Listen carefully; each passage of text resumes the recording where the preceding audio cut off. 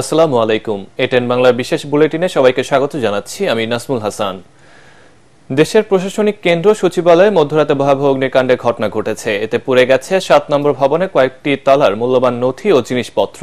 খবর পেয়ে আগুন নেভানোর কাজে যোগ দেয় ফায়ার সার্ভিসের ১৯টি ইউনিট। এখনো আগুন নিয়ন্ত্রণে আসেনি। এদিকে আগুন নেভানোর সময় রাস্তা পার হতে গিয়ে ট্রাক চাপায় ফায়ার সার্ভিসের এক কর্মী মারা যান। গুরুতর আহত হন আরও একজন। খায়রুল ইসলামের রিপোর্টে। সচিবালয়ের ৭ নম্বর ভবনের এক প্রান্ত থেকে অন্য প্রান্ত পর্যন্ত দাউ দাউ করে জ্বলছে আগুন। আগুনের পাশাপাশি কালো ধোঁয়ার কুণ্ডলিতে ছেয়ে গেছে সচিবালয় এলাকা। এ সময় আগুন নেভানোর কাজ করতে নানা সমস্যার সম্মুখীন হতে হয় ফায়ার সার্ভিসকে। আমি দেখতেছি যে ফায়ার সার্ভিস তার সর্বোচ্চ চেষ্টা করে যাচ্ছে। এখন এখানে ধরেন এই যে এই প্যাসেজটা একটু ছোট, একটু আগে ফায়ার সার্ভিসের একজনের সাথে কথা হলো, মানে গাড়িগুলো তো বড়, তো এই প্যাসেজগুলো ভিতরে ভিতরে এইখানে একটা পকেটে, ওইখানে একটা পকেটে, বিভিন্ন পকেটে এক জায়গায় মানে থেমে গিয়ে আবার আরেক জায়গায় নতুন করে লাগতেছে। সুতরাং গাড়িগুলো ঘুরিয়ে ওই পকেটে নিয়ে রোডগুলো তো কোথাও কোথাও ন্যারো সেট করাতে ওনাদের কিছু কিছু অসুবিধা হচ্ছে আর কি। তবে সাধারণ জনগণের দাবি, দেশের গুরুত্বপূর্ণ নথি নষ্ট করার জন্যই পরিকল্পিতভাবে লাগানো হয়েছে এই আগুন।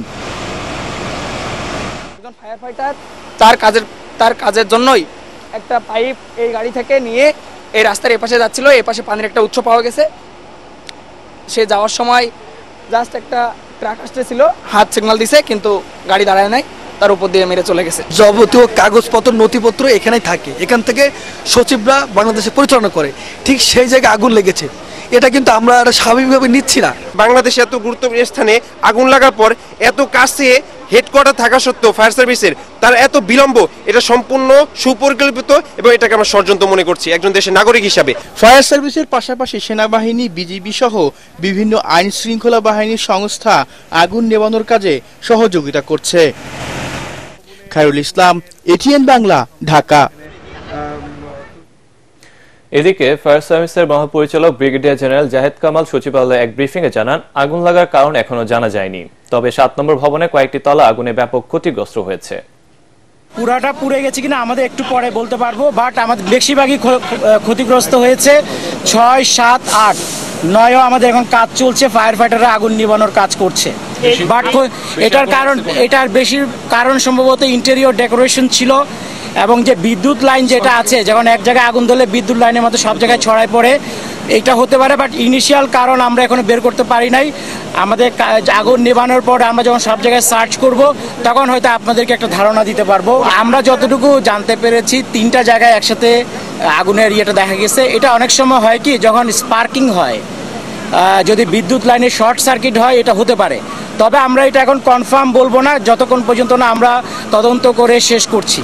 বাট এটা হতে পারে, এটা অবশ্যই হয়েছে, এটা আমরা বলবো না। বাট এটা যদি শর্ট সার্কিটের বিষয় থেকে থাকে এবং একই লাইনে হয়ে থাকে, তাহলে এটা হতে পারে।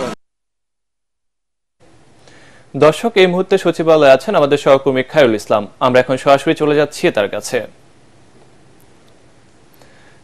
খায়রুল, আগুন লাগার কারণ কি? আগুন লাগার কারণ কি আমাদেরকে জানাবেন? এখনো কি আগুন নিয়ন্ত্রণ এসেছে? জি, আপনি জানেন যে আসলে মধ্যরাতে, বুধবার মধ্যরাতে সচিবালয়ের এই ৭ নম্বর ভবনটিতে আসলে অগ্নিকাণ্ডের ঘটনা ঘটে। এতে কিন্তু আসলে এই ভবনটির অধিকাংশই কিন্তু পুড়ে গেছে।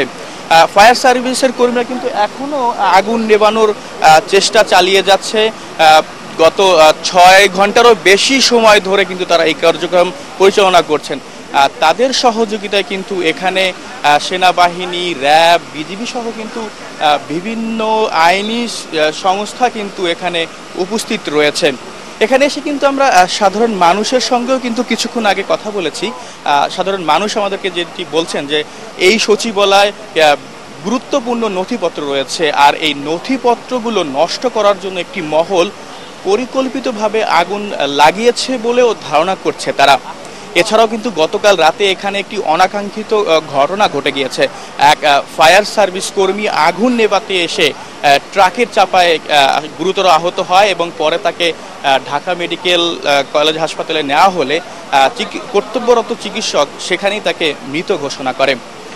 আগুন কিন্তু আসলে এখনো নেভানোর চেষ্টা করা হচ্ছে, তবে কি কারণে আগুন লেগেছে তা কিন্তু এখনো জানা যায়নি, এবং কি পরিমাণ ক্ষয়ক্ষতি হয়েছে তাও কিন্তু এখন পর্যন্ত জানা যায়নি। আগুন নেভানোর পর হয়তো ফায়ার সার্ভিস সবকিছুই জানাবেন আমাদেরকে। এই ছিল আমার কাছে সর্বশেষ খবর। ধন্যবাদ খায়রুল। দর্শক, পরবর্তী সংবাদ দেখার আমন্ত্রণ জানিয়ে এখনকার মতো শেষ করছি। এটিএন বাংলা সংবাদ ইউটিউবে দেখতে ব্রাউজ করুন youtube/ATN বাংলা নিউজ।